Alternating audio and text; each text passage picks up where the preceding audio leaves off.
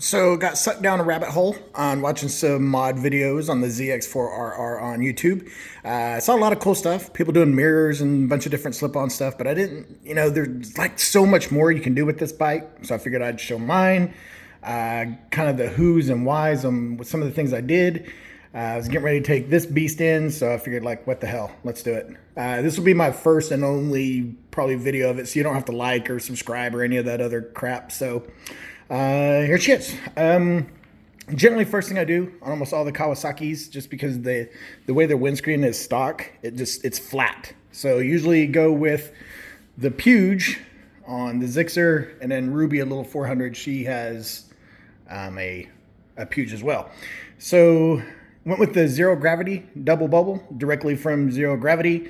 Have mirror block off plates from TST, which are pretty sweet. You can see the little sprocket engraved in them. That's for the track only, though. When I'm city riding, I leave my mirrors on. Don't really kind of fuss with those. Usually another staple to go on the 400s have been the brake and clutch levers, but these are solid. They're almost like the Zixer, so I'm gonna stick with them. I did go with driven grips just because I hate Kawasaki's grips. For some reason I just haven't cooperated with them. Also went with the driven custom, though, brake and clutch guards. So both sides. Yep, it's both sides. Got the little custom engraved 15 on them. Let's go down. Did the Womet-Tech fork sliders from TST. Did the Graves frame sliders, but here's the kind of cool part is I got them from the guy who did my ECU Flash, Vcyclenut. They're actually like $50 to $70 cheaper going through him for whatever reason at that time. Let me think, what's next? Oh, the Tech grips. Went directly through Stop Tech, but I actually did the 25R. I just like the way they fit better. I kind of like the middle one, or the actual tank one, a little bit better. This was a game changer for me. It's just so much easier having this. So I went with the driven halo with the red. Kind of think it hits with some of the other reds on there. What's next? Oh, I do actually have the Womet-Tech levers, but like I said, I'm going to stick and hang with the Kawasaki stock ones until something happens. So inside, the ECU Flash was by Vcyclenut. I have an MWR Performance air filter from TST. Real quick, on the ECUs, man, there is a bunch of good guys, and it just kind of came down to who I felt at that time. There's a lot more information out there, like from Two Wheel Dyno Works, who've done some amazing things, more Mafia that a lot of people like, but I was just kind of stoked on where Vcyclenut was as far as posting things and why he did them and showing all the different exhausts and stuff like that. Speaking of exhaust, went with the Graves slip-on. Just from everything I've seen on performance-wise, there just hasn't been a significant increase in doing a full exhaust. So gonna stick with that. Went with the Kawasaki, directly from Kawasaki. Their little rear seat cowl. Have the Graves Fender Eliminator. Not real stoked on it. Just not as clean as the Vagabond. And then it's this kind of a top plate where the license bolts to it. Whereas, real fast, I'll go ahead and show you since I brought it up. On the Vagabond, get out of the way of the light.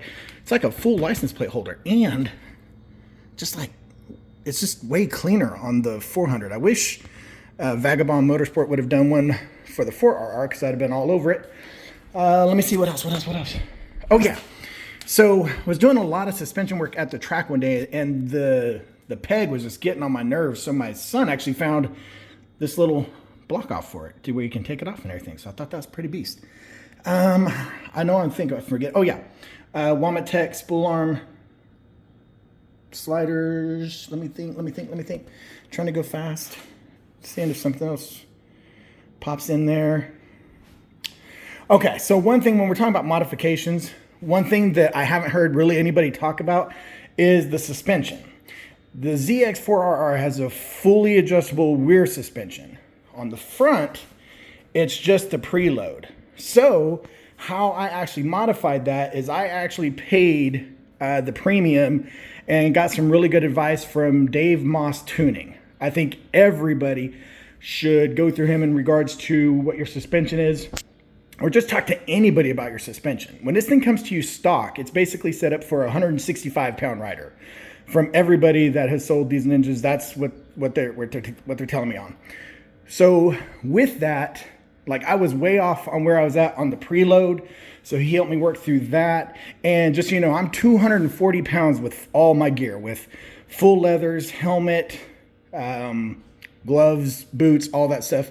That's where I kind of sit at on the old scales. So he helped me work through, I think I'm at a 10 on the preload, and on the rear we have 5, what's it called, like 5 of the little lines showing on the preload.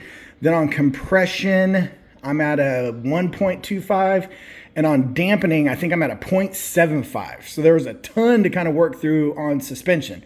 Again, she's a little bit more of a track bike. So I really wanted to kind of talk to somebody who knows what they're doing when it comes to suspension. So again, that was Dave Moss Tuning on the suspension. Oh, one little small thing. It's not really an upgrade or modification, but I did take off the reflector and got those bolts from Revzilla. They're the 6x20s. So just kind of helps clean up the bike a little bit. Shameless plug, Jocko Fuel. All right. So I think that's it. If I forgot something, I might post it in the comments. I might not. Again, I'm not doing this to be like a YouTuber or get a ton of likes. Just wanted to show people that there's a little bit more stuff out there that you could get for the bike. What's coming next on her will probably be a little bit of upgrade on the suspension. Looking at probably the Batubo that Graves is selling, or the, I think it's Masano that TST has. So kind of just weighing my options. I need a couple more track days on her just to see, because I'm a novice when it comes to the track. So I'm not going to play with a whole lot of stuff that I don't know what I'm doing on. So anyway, hope you liked it. Hope it maybe gave you some ideas to do to your bike. The ZX4R is a beast. I love it. I think what Kawasaki did with it's amazing. Tons of other better videos on pound per pound, what you get with that bike versus some of the others in its class. So have a good day. Be safe out there.